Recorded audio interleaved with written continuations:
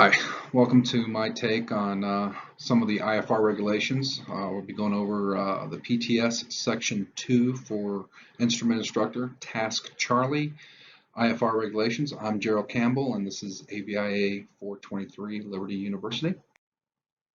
So first thing, what are federal aviation regulations for instrument flying rules? All right, so there are rules that govern the issuance of the certificate to fly instrument, but also governs the safe operation of aircraft in weather conditions that prevent a pilot from visual reference, which forces the pilot to operate and navigate solely by instruments in the aircraft. All right, and why are these regulations important? It's like any rule. It's because somebody prior did something that needed a rule needed to be made to prevent it from happening again. So it's all about safety, safety, safety. Without regulations, you run the risk of getting lost. You run the risk of putting yourself in an unusual attitude.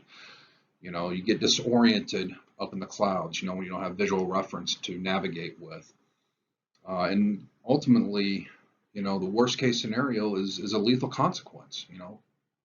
People die, pilots die, passengers die, people on the ground, if they happen to be in the wrong place at the wrong time, can die. So rules are there to keep everybody safe. So today, specifically, there's a lot of regulations that are part of IFR flying. There's IFR, there's en route, there's approaches, there are departures, there's weather considerations. Today, we're going to talk specifically about the airplane. What makes the airplane legal for IFR flight? All right, so we have three FARs here. It's FAR 91-205 Delta. We have the FAR 91-411, and we have the FAR 91-171. All right, and that's specifically what we're talking about today, and that is to determine, is the airplane legal to fly in IFR conditions? So first thing, we're going to go into FAR 91-205. All right, good acronym for this is A Tomato Flames. All right, you can see here I have it written out. A Tomato Flames is an acronym. As a student, you need to learn this, you need to know this, but you also need to know what it means. All right, so the airspeed indicator. All right, it's pretty self-explanatory. All right, you're a private pilot, you know what an airspeed indicator is. Tachometer. All right, every engine has a tachometer. Then you have oil pressure gauge, right? It could be airplane specific. Does your engine have a pressurized oil system? Probably, but oil pressure is important. Manifold pressure gauge, that can be a little bit different. All right, so manifold pressure gauge, is your airplane naturally aspirated or is it turbocharged? All right, so that one could be based on the aircraft you're flying. An altimeter, all right, you need to know what your altitude is. Your temperature gauge, right? If you have a liquid-cooled engine, you're going to need your temperature gauge for your engine to know if it's overheating or not. Oil temperature gauge, right? Everybody knows, there's one in every airplane. A fuel gauge. Of course, fuel gauges are only accurate when they're empty. Landing gear position indicator. Well, again, aircraft specific. Do you have landing gear or do you have fixed gear, right? If you have landing gear, though, you need landing gear position indicator. Anti-collision lights. Every aircraft, if you're going to be flying at night, you need anti-collision lights. A magnetic compass.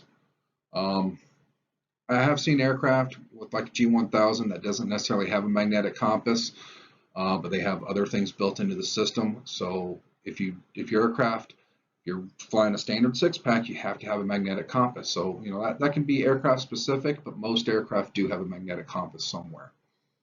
ELT, right? If you're flying IFR, you're going to be flying into obscure IMC conditions, you need an ELT. And safety belts.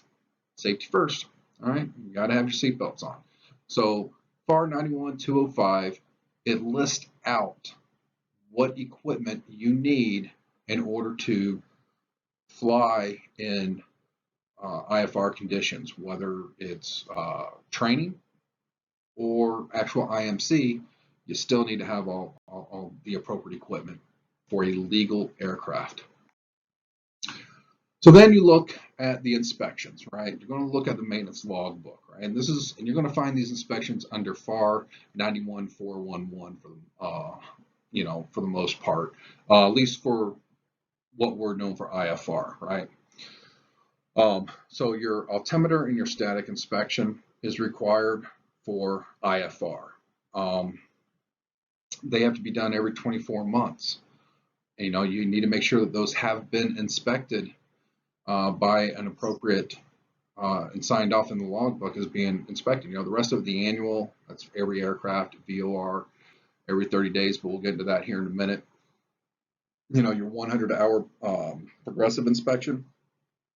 This is all stuff that you learned as a private pilot that you need to know, but as an instrument pilot, the altimeter and the static inspection have to be done every 24 months. Now we get into 91171, right? So we have an acronym called VODCA. It's not an acronym I was super familiar with. However, I do find it to be very helpful, right? So VODCA, VODGA, right? So so we're going to start with the first one, which is your VOT, right? So a VOT check for your VOR receiver can be done. Not every airport has a VOT, but you can find out if your airport has a VOT by referencing the FAA chart supplement, right? It's going to tell you specifically where do you go to on the airport to do a VOT check. Once you get there, it's going to tell you, turn to 180 OBS, tune in this frequency, and you should be plus or minus 4 degrees when you are on that point. All right, that is a VOT check. Then there's ownership, right? You're the pilot, all right? It is your responsibility to know that the VOR has been checked, within the last 30 days, okay? It is your responsibility as the pilot. You do not take off with an outdated VOR check, right? You can do that with the VOT, or you can do that with a geographical landmark on a VOR airway, all right? Now, if you're doing a check in the air, airborne check, you get to have a plus or minus 6 degrees versus the plus or minus 4 degrees required at the VOT. The D stands for dual receivers. Okay, so you have two dual receivers. You have nav1, nav2. You can tune into the same VOR. Okay, and you can check them, and they need to be within plus or minus 4 degrees of each other. And that way your VORs are good. And then the GA, all right, ground air. All right, this is just a friendly reminder to the pilots that there is a different tolerance for ground and airborne checks. All right, and what the different tolerances, it gives you a little bit. You got to know the tolerances, and you got to make sure that you are within them. Now, with every VOR check, you need to make sure that after you do it, whether you do it at a VOT, you're doing a dual receiver, you're doing an airborne check, when it's done, you need to, in the airplane maintenance logbook, you need to annotate the date. You need to annotate your location, right? So if you're over a visual check or if you're over a VOT, annotate all of that, the error, plus minus 4 degrees, spot on, plus minus 6 degrees. And then you need to sign as the pilot saying that you verified that VOR check. So the conclusion is the pilot responsibility to ensure the aircraft meets FAA requirements is the pilot's responsibility before you operate that aircraft in IFR conditions. So the owner operator, hopefully that they are maintaining that, but you as the pilot needs to ensure it was done before you take off. That's all part of your pre-flight checks. And when in doubt, if you're going through your equipment, you're going through your VOR, when in doubt, open a book, open the FAR, Go to the regulations, see what it has to say to make sure that airplane is safe, because it's all about safety. It is the priority, and that is how everybody goes home at night.